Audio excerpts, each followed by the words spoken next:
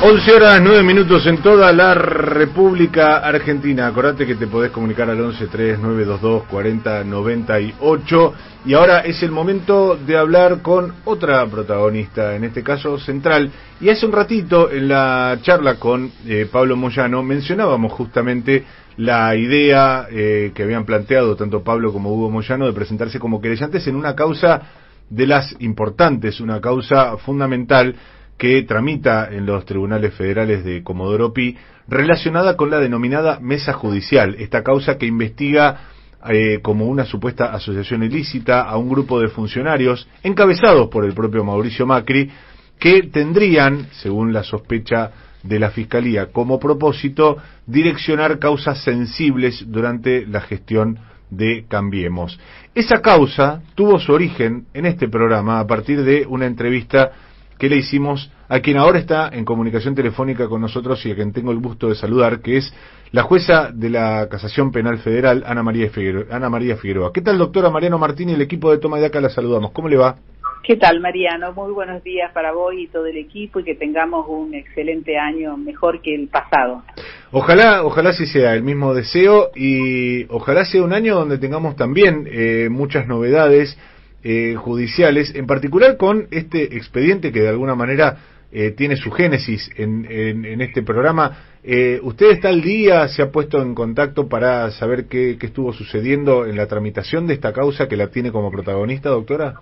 No, yo de esta causa contesté en su momento cuando me pidieron una testimonial, que justamente en el programa que dirigen ustedes, Toma y Daca, de mayo del año pasado, yo referí que había recibido una visita inapropiada, digamos, al final de una conversación cuando se estaba en realidad organizando el acto de fin de año, donde yo hacía un informe de gestión de la presidencia durante todo el 2015, que se presentó un funcionario del Ministerio de Justicia y Derechos Humanos para coordinar conmigo la presencia del ministro Garabano, y al final me hace una pregunta que yo consideré impropia, que no contesté, con respecto a cuánto iba a demorar en la resolución de un desistimiento de un recurso que había planteado el día 15 de diciembre del 2015, o sea, a los 5 días que habían asumido el gobierno del ingeniero Macri, el desistimiento de un recurso que era sobre un amparo de la causa AMIA, inconstitucionalidad del memorándum, y que yo le dije que no podía hacerme ese tipo de preguntas en función de la independencia del Poder Judicial, y que en lo sucesivo no ingresara a mi despacho para hacer esas preguntas. Bueno, yo como relaté ese hecho sin dar el nombre de quién era el funcionario en ese momento, luego el diputado nacional, justamente Soria, hizo, tomando esa declaración mía, una presentación, y allí cuando la Fiscalía, que tiene delegada la instrucción, me manda el pliego de preguntas, la instrucción está a cargo del fiscal Ramiro González, ahí respondo dando los nombres y los datos como correspondía. Pero en esa causa yo soy testigo, no soy querellante, no tengo otro tipo de participación, porque justamente, como luego yo me imaginaba que iban a haber determinados tipos de denuncias y demás, no quiero contaminar, digamos, la independencia como miembro del Poder Judicial que tengo. Sobre eso vamos a ahondar enseguida, porque, bueno, ha habido muchas causas también, usted tiene que tomar decisiones en expedientes muy sensibles, como todo lo que sucede en los tribunales federales, que de hecho tienen su origen ahí. Pero antes de eso, quería preguntarle por algo puntual de aquella entrevista que fue tan conmocionante para todos nosotros, por el resultado, por las consecuencias ulteriores. Pero, bueno, usted después en la justicia identifica claramente al actual fiscal general porteño, Juan Bautista Maíquez, en ese momento consejero de la magistratura, como la persona que había hecho aquella visita impropia. Y no deja de llamarme la atención que poco a las horas de producirse aquella primera entrevista en este programa, Maíquez hace una declaración pública a través de sus redes sociales diciendo que jamás había hecho una visita de esas características ni había tenido una charla con usted de esa naturaleza. ¿Cómo tomó esa reacción del actual funcionario porteño?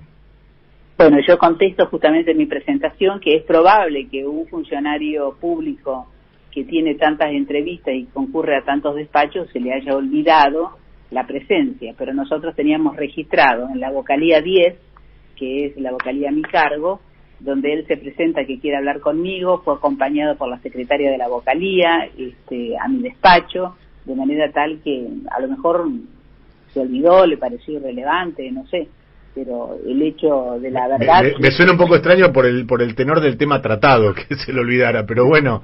está bien, me parece bien que usted le conceda el beneficio de la duda. Me da la impresión de que un funcionario que la visita para tratar de apretarla para que para que dictamine en un expediente como del memorándum con Irán no es un tema tan menor, pero bueno, todo puede suceder en términos de la memoria de cada uno. Le habrá parecido natural, no sé. Doctora, quería abordar también otros temas relacionados, directa o indirectamente con este, pero en particular usted integra la sala de la casación, la sala primera de la casación penal, que entre otras cuestiones tenía que definirse sobre un aspecto de la causa por espionaje que se le sigue a Gustavo Arribas, al ex titular de la AFI, y a otros exfuncionarios. Pero de repente esa causa se la sacan a esa sala. ¿Qué fue lo que pasó con sus colegas de sala? Me gustaría que nos contara en el lenguaje más llano posible para que todos podamos entender qué fue lo que sucedió con ese expediente. Bueno, ahí hay una disputa de competencia entre Lomas de Zamora y la Ciudad Autónoma de Buenos Aires. Uno de los imputados, que es Arribas, me recusa en una oportunidad ante esa causa. Bueno, mis colegas Barrotaveña y Petrone no le hacen lugar, y luego me vuelve a recusar de nuevo por los mismos motivos. El hecho que hay que entender es que para dirimir la cuestión de competencia ingresa por Secretaría General, se nos adjudica por sorteo a la Sala 1 una de las causas. Luego otro de las que son declaradas conexa por los juzgados federales de origen ingresa una segunda causa, por sorteo de nuevo se nos corresponde a la Sala 1, y después de una tercera causa que por sorteo se le adjudicó a la Sala 4. Ahí creo que hubo un inconveniente, que no se colocaba que eran causas conexas y por eso fue a sorteo de la Sala 4. Uh-huh. Luego, cuando esa segunda recusación que hace Arriba, yo contesto el 30 de diciembre de este año, que no correspondía el apartamiento, mis colegas, sin consultarme, en función del 31 bis del Código Procesal Penal de la Nación, cuando hay dos jueces que están de acuerdo en un decisorio, pueden prescindir del tercero, entonces resuelven que no van a dictar un decisorio sobre la recusación que me habían planteado contra mi persona, y resuelven, por otra parte, remitirle a la Sala 4, como la Sala 4 pedía, el expediente. En contra de lo que históricamente se viene resolviendo en casación, porque la Sala de la primera erradicación es la que le corresponde la competencia. ¿Por qué razón lo hicieron? No lo entiendo. Tampoco me avisaron, lo cual éticamente no corresponde bajo ningún punto de vista, pero bueno, es el decisorio que tomaron Petrone y Barrotaveña. ¿Usted entiende o presume que puede haber una idea de apartarla de las decisiones relacionadas con esta causa que involucra a Gustavo Arribas? No quedé apartada porque lo declararon inoficioso, o sea que no tenían sentido de resolverlo o no, porque como ya estaban de acuerdo los dos jueces que he mencionado, lo derivaron a la Sala 4. Lo que yo creo que corresponde siempre que si hay un juez que opina distinto, que ellos sabían que yo opinaba distinto, corresponde que uno deje expresada la fundamentación por qué se entendía que era competencia de la Sala 1. Porque para el litigante no es cuestión menor cuando tiene que luego seguir adelante con las vías recursivas, que hay algún juez que tiene una opinión disidente y debidamente fundada, toman en cuenta las opiniones de esa judicatura. Doctora, estamos en comunicación con la jueza de la Cámara de Casación Penal, Ana María Figueroa. Quiero preguntarle si usted percibe que hay una intención de sacar la causa de espionaje de la órbita de Lomas de Zamora, donde ha tenido visible movimiento ese expediente, para pasarla a Comodoro Pi, a donde obviamente el macrismo tiene bastantes terminales en jueces y fiscales. Y hay que verlo resuelto por la Sala 4, por los jueces Borinqui y Carbajo, con disidencia de Hornos, y verlo resuelto por los jueces Barrotaveña y Petrone, y bueno, de ahí hay que sacar las conclusiones. ¿Entiende usted que las decisiones de esos 4 jueces son favorables a esta estrategia de correr la causa de Lomas a Comodoro Pi? Sí, no correrla, sino que directamente han revocado lo que resolvió la jueza Capuchetti.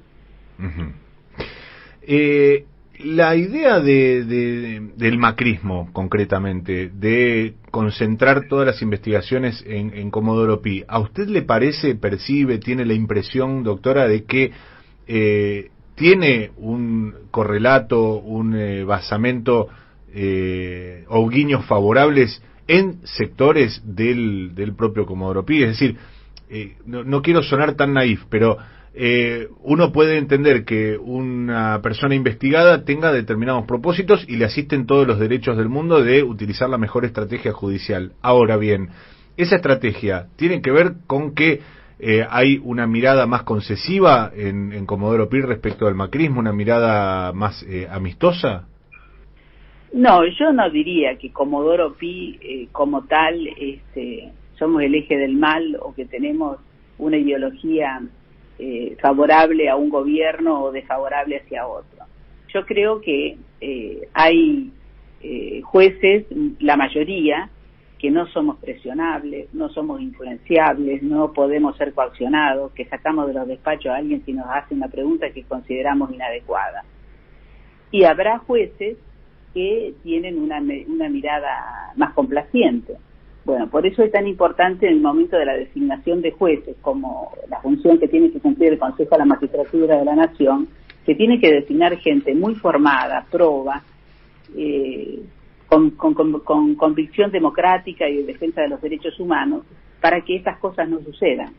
Y todos sabemos que durante el gobierno de la gestión del 2015-2019 del ingeniero Mauricio Macri, hubo muchas designaciones de jueces, y quizás cuando un poder político tiene que llevar adelante la tarea del cumplimiento del constitucional de la designación de jueces federales, tomará en cuenta la ideología de gente más favorable o menos desfavorable.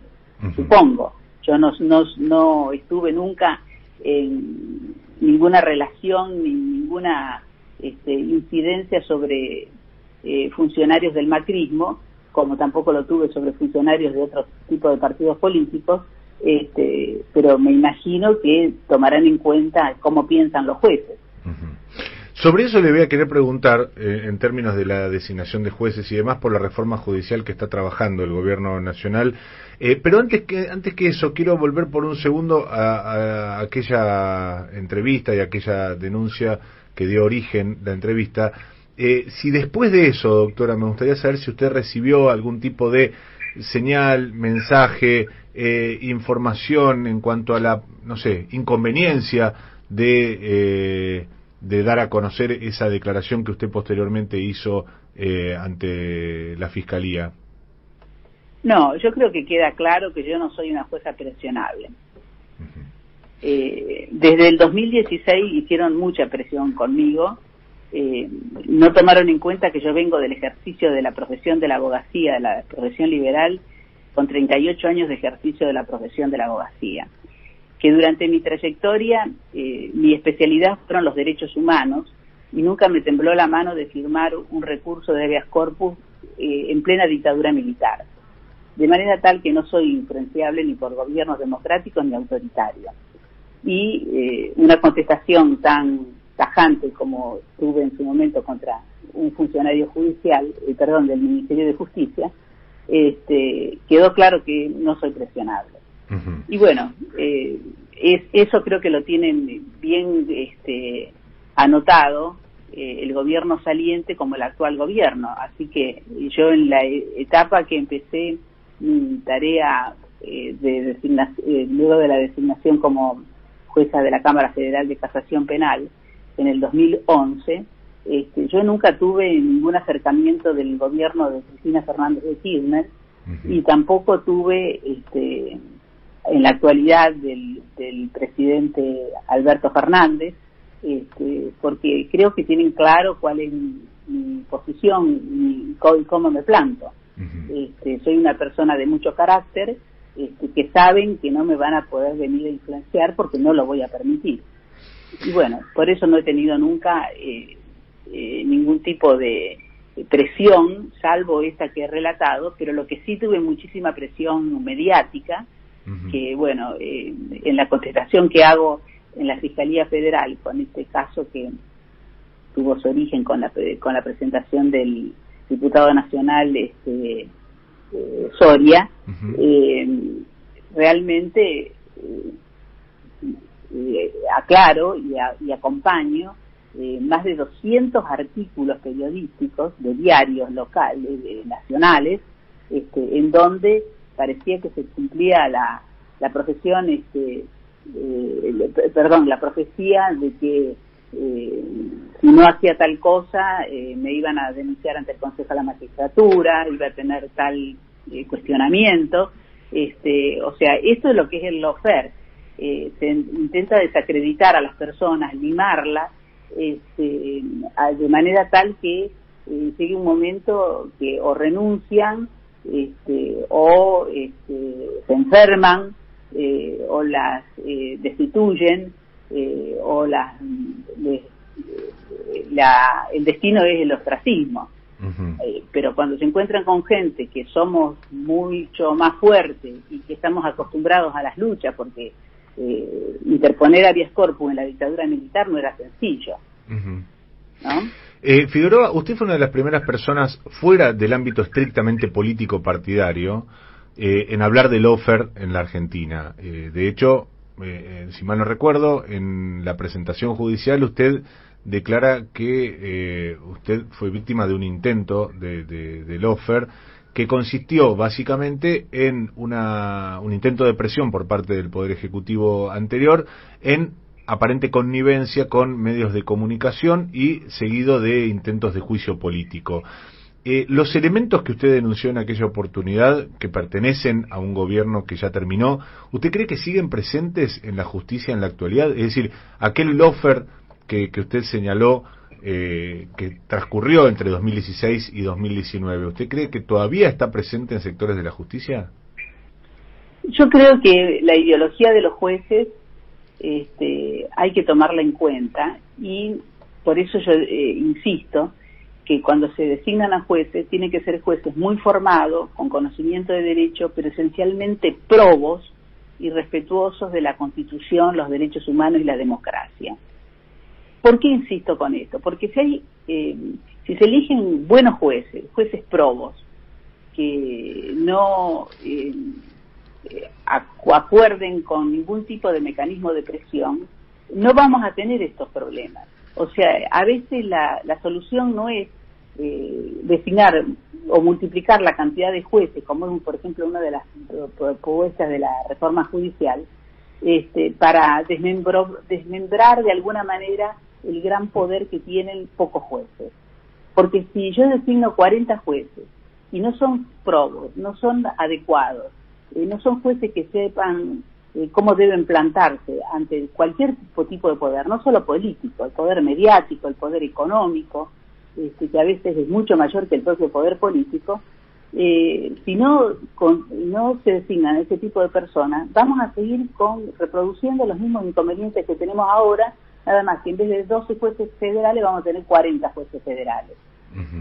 Estamos... Ahora, ha sido muy consustanciada en la respuesta hacia adelante de cómo hay que evitar el lawfare, pero me quedo con las ganas de la respuesta original, la respuesta a la pregunta original. ¿Usted cree que los elementos del lawfare que denunció en su oportunidad hoy están presentes?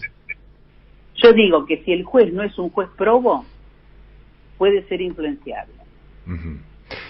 Le quiere hacer una consulta a mi compañera Pato Bali.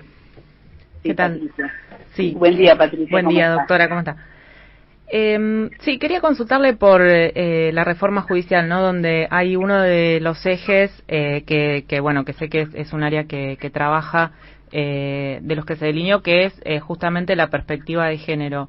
¿Qué posibilidades hay, ¿no? de mejorar la justicia a partir de esa inclusión, y si también estas condiciones o las presiones que ha denunciado, cree que hay también un componente de género en esa práctica?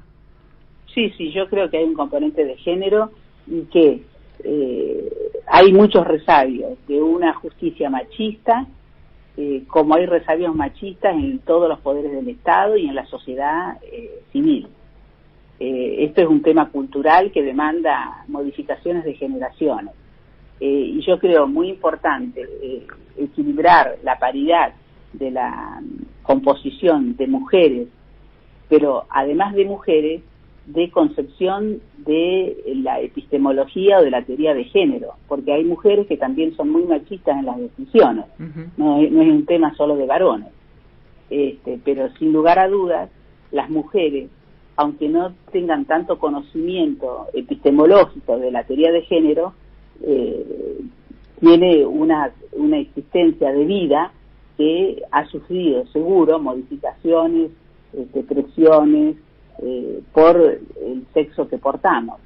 Es más, yo con respecto a lo que le contestaba recién a Mariano Martín, con lo decidido por mis dos colegas el 30 de diciembre de ese año, y derivándole la causa a la Sala 4, cuando corresponde que esté radicada en la Sala 1, porque es el primer lugar de radicación, yo pensaba que si yo no hubiera sido una mujer, no sé si se hubieran animado a dar una decisión de esta naturaleza sin consultar al otro colega de sala.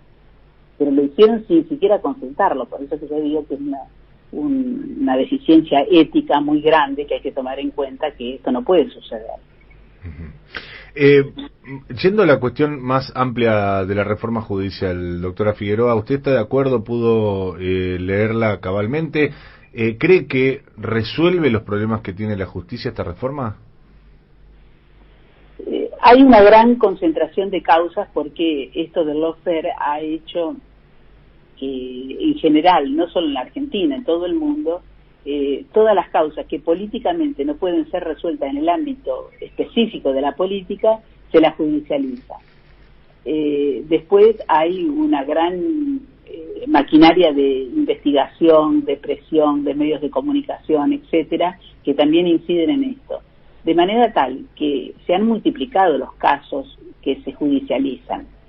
Son muy distintas las causas que ingresaban en la casación federal al inicio del tribunal y las que ingresan ahora. Incluso con la pandemia, por ejemplo, con todo lo que tiene que ver con las libertades, se ha duplicado el trabajo de lo que nosotros teníamos, porque la persona que está privada de libertad en un sistema de encierro penitenciario, ante el riesgo del COVID, por supuesto que lo que todo el mundo planteaba era la necesidad de morigerar la situación de prisión que estaban teniendo. Entonces, como se han aumentado tanto, multiplicado tanto la cantidad de causas que se tramitan en la justicia federal, está bien que se aumenten también la cantidad de jueces. Ahora, lo que nosotros estábamos por allí observando, y quizás no es necesario tal cantidad de agregarle 23 juzgados penales federales a los 12 existentes, a lo mejor podría haberse solucionado con menos. o si se pone en funcionamiento el sistema acusatorio de otra forma, va a tener mucho más incidencia la actividad de los fiscales que de los jueces. Bueno, a lo mejor habría que hacerle algún tipo de ajuste, pero incrementar la cantidad de jueces federales está bien. ¿La han consultado para esta reforma? No, ninguna consulta tuvimos. Y por lo que he hablado con varios de los colegas de Casación Federal, a la mayoría que consulté tampoco le han preguntado nada. ¿Y le parece correcto que no se haya salteado ese paso? ¿Ustedes hubieran querido aportar para la elaboración de la reforma? Yo creo que cuando se quiere hacer una reforma de cualquier poder o cualquier sistema, cualquier servicio, a los sectores implicados en la reforma deberían consultarse, porque luego puede haber muchas resistencias internas si no hay alguna participación. Yo me acuerdo cuando quisieron hacer la reforma educativa, que se llevó adelante sin consultar al gremio docente, y bueno, eso fue un fracaso rotundo.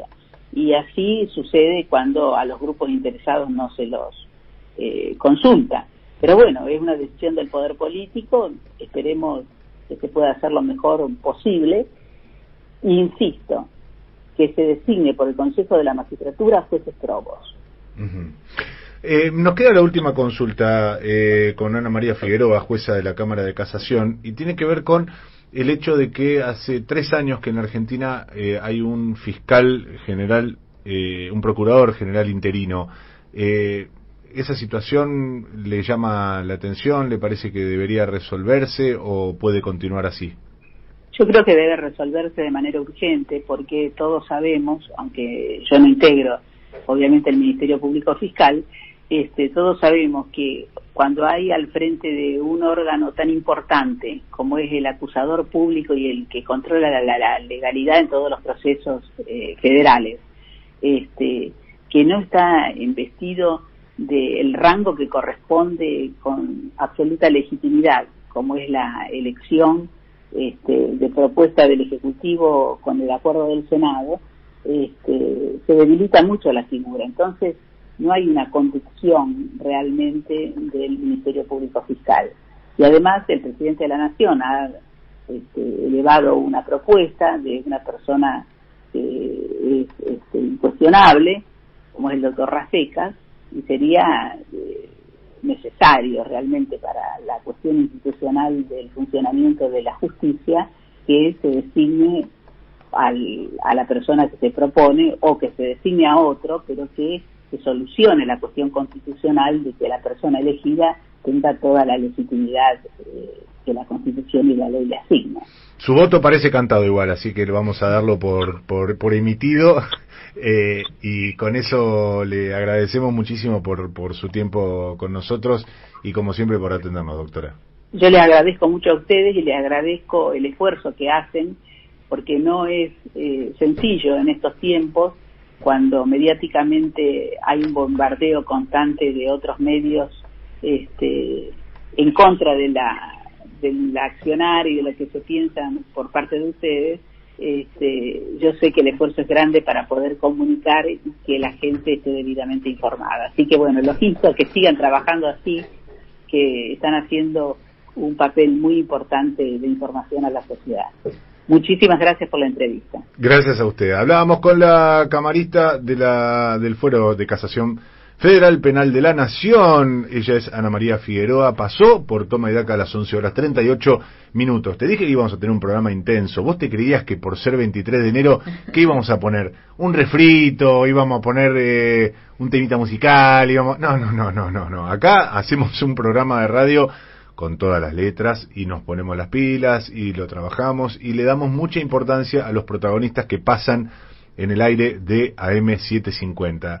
Cuidamos con mucho amor el aire de esta radio y por eso creemos que son voces necesarias a los que vos querés preguntarles, donde vos tenés alguna duda. Quizá no le preguntamos todo lo que deberíamos, a veces se nos puede pasar algo, pero tratamos de ponerlos al aire para que te cuenten lo que está pasando aquellos que se encargan de transformar la realidad. 11:38.